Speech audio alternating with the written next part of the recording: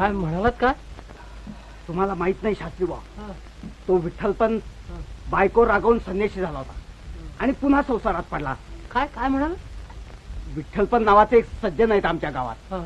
ते बायको रागवून संन्याशी झाले होते. गेले 4 दिवस थेर आणि पडले पुन्हा बायकोच्या गळ्यात. त्यातच पाप येते समोर. संन्यास घेतल्यावर मुलं झाली त्याला? हो हो. शांतम पापम शांतम पापम. म्हणजे मग यांची जात तरी कुठली म्हणायची? हो, कसली आली आहे जात? जात नाही म्हणून तर यांना गावाच्या बाहेर काढले. मोठी दळभद्री तोंडाची कार्टी. चला झालं 4 पावलं परत.